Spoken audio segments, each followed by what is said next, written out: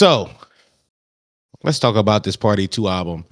The biggest pieces of shit to reach my earlobes of the year. No, what? Really? So, yeah, I took notes on this album. And then I stopped taking notes around track 1, 2, 3, 4, 5, 6, 7. I think there was 4 more tracks after that. Yeah. I stopped taking notes because I realized that all my notes sounded the same. Okay, so there's one issue mainly for this album. No, there's not one issue, but the issues compound upon each other. Like every song sound the same. So I'm gonna give you the cliff notes of the notes. I said so for Survivor's Remorse was the first record, which is like a boom bap beat, like hard, gritty, hard nosed record. I said the sample was amazing. I rapped on this sample too. Oh really? Yes, I have. These are Tyler Creator's sons and that weird group of gay niggas. What's that group of gay niggas? Brockhampton sons. And then I said, which is I think the most important part of this thing, this is going to come back a few more times. This shit is spiritually, I'm not like other blacks music. Oh shit. That's truly what it comes down to. And then I keep going. So then we get to Out the Body. There and I start with comparing it to other people again because that's all I can do. Paris, Texas, Tyler the Creator, and that gay group code it down. Brockhampton. This is so I'm not like other blacks music. The Pharrell beats, which is crazy too. This shit is average pop rap. Once again, we're noticing a pattern. We get the Just Dance 2, which is a very good record. 80s rap dance music, big time. Video also filmed in the same place that Kendrick filmed that one video when he was dancing like that. Yeah, it's the one shot. Yeah, place. I feel you. Yeah. The guy in that group is such a better rapper than the girl. Is not even funny. This song is too perfect, honestly. But it's also another critique I have. So here are the critiques I need us to like log of like the problem with Party of 2. Number 1 is spiritually, I'm not like other blacks music. Number 2, it is very much Kendrick Lamar coded down. Number 3 is just average pop rap. Keeps going. We get the Friendly Fire, slick red bedtime story type vibe, which is a vibe that a lot of rappers been going to this year. Like Storytime 80s records. Maybe Doechii did inspire a whole generation of 20-somethings to like be like, oh, I can do Storytime records. It's honestly fire, but it's insane because on the Friendly Fire record, right? Mm-hmm. The girl mentions we didn't play it on stream on twitch.tv/4says. We didn't play it on stream, but I know the song. And on the record, she talks about how, so the whole record is based around this idea of like them like beefing with each other internally, but it's friendly competition. Hence the name Friendly Fire. She mentions how like, oh yeah, like you're the rapper here, but let's hear you sing though. And a lot of chat was like really bigging up her singing, but I'm like, this shit sucks. You didn't even like her singing? Because I was ready to bring up like, yeah, but her singing, no, bro. Yeah, she got watched lyrically, but her singing was so just like slightly above average. And like not in a way that's like so here's what I think truly about singers. I think singers have to be just average, where like the threshold of relatability is so close, you're like, oh, I can do this. For example, we listened to the Mona Leo album tonight, and that was so like just average. Where like the threshold of relatability is so low. You're like, oh, I can do this. This shit is like, if Mona Lisa's a 5, this shit is a 6, and it's like you're not good enough to belt out like these runs you do. Bro, the Mona Leo comparison did fuck me up just now because Mona Leo, for her, it's like she's mainly a rapper and she can really rap well. So when she busts out singing, you're like, okay, wow. I'm shocked. I wasn't expecting like a voice that's at least like average. But with Jada Grace here, that is her only saving grace, ironically, is the singing. If it's just average, then it's like, well, then, okay, well, get better. What are we doing? Yeah. I know, bro. Yeah. And then we have the record that is called Vanessa Williams. There's an Eminem interpolation. I thought I figured that. Yeah, right? Like the white America shit, right? Okay. Yes, okay. That is definitely an Eminem interpolation. The girl's so bad at rapping. The boom bap stuff is good, but they are so Kendrick coded. Once again, we come back to them being Kendrick coded. He's, by the way, inside the record, he's so Kendrick coded. He says that he's a hypocrite, and then a couple bars later, he literally mentions money trees. I heard that. Yeah. It's create your own identity. Create your own identity on these fucking songs. Yeah. Like, do something that is uniquely you. And then we have Feel Love. It's so well produced and mixed well, but it feels empty other than that. It feels empty. It just feels, which is something I go back to after I hear these records that we mentioned during streaming. Like, this shit feels like Disney Channel music. It feels like the music that former Disney Channel stars will make and call themselves edgy. Yeah.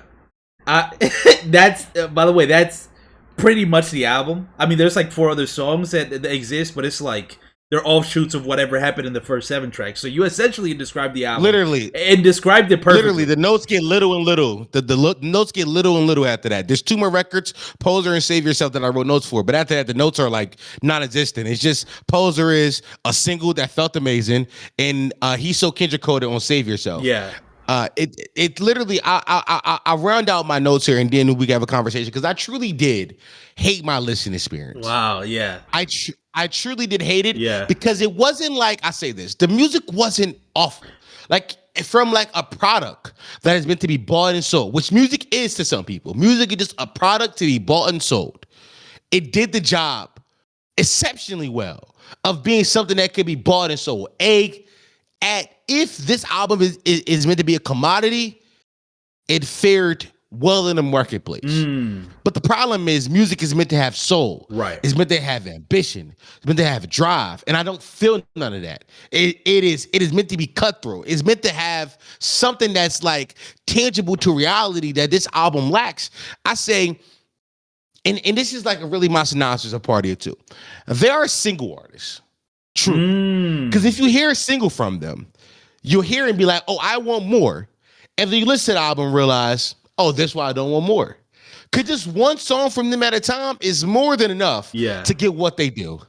Yeah, no, I agree. Yeah, that's a good point, because clearly they approach every song the same, which I think they approach it with a maximalist approach, which I think this is where it gets like into a tricky like place, because I do think currently in hip hop we're suffering from artists feel like they're doing too much, and so they're actually minimalist. They actually put as little effort as possible into their music.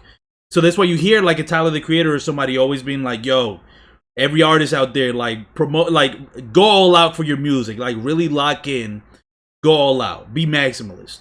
But I think the problem is, I think you can get lost in the idea of like, we're doing everything, so therefore it's good. It's like, no, just because, and I said this at the top of when we were listening, off maybe the second track, I was like, just because you can do something doesn't mean you should. Like, because I think in this album, you're like, look at all the sounds we can make. It's like, yeah, but should you? Will you sound good doing them? Does it feel authentic? Yeah. Are you like, is this what you want to make? Is this what gets? Because really, I didn't really hear no passion besides a focus on granular shit. Like, can we make the sound as authentic as this? Can I sound as close to Kendrick Lamar as possible? As opposed to, what do I want to make? And I think, so I do want to commend, because you said no ambition. I do think this album is ambitious. Like, I do think they were going for like, they were doing a lot. Some songs in this shit are like the Just Dance 2. I mean, the amount of beat breaks and fucking rapping and singing and like DJ coming in. It's like a 4-minute song where it's like mad shit is going on. I feel like that's just so Kendrick could. I feel like that's like a direct, for me. Even the guy in the video wearing the Uncle Sam, the black guy wearing the Uncle Sam hat, is a reference to Kendrick's Super Bowl. Yeah, is a reference to Kendrick's Super Bowl performance. It's like create your own identity with inside the music. Am I buffering a little bit? No, you're good to me. Okay, because I feel like I'm buffering on my end, but I'll fix that later. I don't know. I'll keep going. Once again, this very much, I'm different from other black people music. They will do very well with the Kendricks, the Tyler, the Paratexes in that one gay group. What's their name again? They will do very well with their audiences. Like these guys, like if you're a Kendrick fan, if you're a Tyler fan, if you're a Paratexes fan, if you're a Brockhampton fan, you're going to eat this shit up. Because this fit into like the current landscape of music, which is sounds. I like this kind of sound. Yeah. And this sound fits into it, but I tell you this, it's slop. It's slop. Ooh. It lacks all of the like personality. It lacks all of the all of the humanness that makes the Brockhampton special, that makes the Tyler specials, that makes the Paris, Texas specials, that makes the Kendrick specials. It lacks all of that. It doesn't have that. This music is way too polished in a way that feels unnatural. The Disney backing and background shows itself on every record. On every record, it gets bigger and bigger and larger, but it doesn't feel earned. No, it doesn't feel not earned. at all. Not at all. This is supposed to be their first album post-breakup, right? Post-breakup, after being group therapy, going to Party of Two. This is supposed to be your first album. There should be some clunkiness. It should be someone where it's like, I should be yearning for more ad-libs. I should be hearing things that like, damn, I wish you would have did this, and I wish you would have did that I could grow upon. But you did it all, and it's like, but you shouldn't be able to do it all. Now, this critique is very much Joe Budden coded. I remember when Joe Budden had you're about to critiqued talk about. Yes, Anderson .Paak and Bruno Mars, Silk Sonic, that album. Silk Sonic. He said it was too polished. And when people heard it, niggas said, "What that mean?" And when I heard it, I agreed. But in Big 2025, I understand exactly what he meant. It's like, no, some shit is way too perfect. Yeah, too perfect. Music is not meant to be perfect. Yeah. The last thing I say about his album, and I think this is the most damning thing I can say about his album. The most damning thing anybody can say about his album is this statement I'm going to say next to you. Every white suburban kid could make this album. Like every single one of them. Oh this shit is hip-hop, but sanitized. Wow. Holy shit. Yeah, that actually hits. No, you're not wrong, bro. You're oh, fuck. That's so crazy. Bro, you didn't lie. That is the most damning thing you could say. I don't know what, like, down to, yeah, I don't know, bro. Like, because I'm thinking, like, because they split off, like, from group therapy to Party of Two, I'm thinking this album is going to be about something that matters to them, a.k.a. the breakup. That was a real-life friend they had for mad long. I thought the album would be about, like, yo, we're trying to create our new identity. You know, we broke up with our friend. I feel like that's genuine. That's human. That's real. Those are real emotions you felt. That's something you can connect to. But instead, the way we're America's next top rapper, what the fuck is the album called? Next Top Party? That's the aesthetic? Why? There's no rhyme or reason for this to be the aesthetic of the album from Party of Two. What's the rationale besides look at the symbolism? Look at the way we look at the things that I'm doing. Like, my voice is staggered from this ear to the other. It was like, oh, and I say, and it's like, oh my god, it's so weird and experimental. It's like, but why? There's no why to this album. That's why it feels soulless. It feels empty. You're not wrong, bro. You're not wrong. I don't know what. I don't even know if they can fix this. Besides, just go full suburban. I don't know what to recommend. I don't know. No, it's funny. We had white people inside our chat tonight being like, "No, this should not hit for me neither." So it's like, who's this for? The target audience. Yeah, who's this for? The target audience that we thought this shit was made for. This shit ain't hitting for them. So who is this shit hitting for? Honestly, truly, like it lands so flat on his face that in a way that is so in a way that is so spectacular. Like, and I truly mean the spectacular because you listen to it, you think that shit. And I mean this like with love.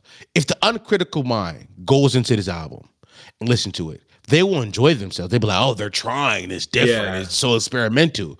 But somebody who has listened to tons of albums this year and tons of albums in my life, you would hear this and be like, this ain't nothing special. Like, where's the personality that makes this album you versus an album that fits neatly into a Spotify playlist, that fits neatly into a Rat Caviar playlist. And I feel like that's what his album is designed to do. Yeah. Now I'm not sure who they signed to. I didn't look that up, but I can look that up right now because I have a sneaky suspicion that I got it. It's Def Jam, a division of UMG. Def Jam. Yeah. UMG. Yeah. Come on. Yeah. You know what I mean? Listen, shout out to Universal, the big bad wolves of the music industry. They know exactly how to produce music that is meant to be consumed. Yeah. This is music that's meant to be consumed, not music that's meant to be loved. And I say this as a Drake fan. Drake is their fucking pony horse for a reason, because Drake is music that's meant to be consumed, not loved. Not loved. Yeah. Truly. Yeah. Like all of the big Drake songs are songs that are meant to be consumed, not loved. And they fall squarely into that category. Yeah. This shit is so disappointing, truly. Because I had high hopes. I did too. I like that All Four of Us song that they dropped, where they're talking about the breakup, and it was simple. By the way, if you go back to listen to that song, that single they dropped, it was a single. It was a single. It was a simple 2-minute like song where they're rapping about the friend that they lost. There's not a lot of theatrics. It's pretty simple. I'm like, oh, I can get with this. This is normal, and I believe it because you did break up with your friend from this group, Leo from Lab Rats, but we didn't get none of that. And I will say this: are we sure this is not one of Timbaland's AI artists? How do we know? How do we know Timbaland is not behind this? How do we know this isn't an AI group, yo? Don't let me find out. A year from now, it's a fucking AI artist. This group is so easily replaced by AI. Yeah. Like, truly. Potty mouth. Stop playing. Well, hello, potty mouth.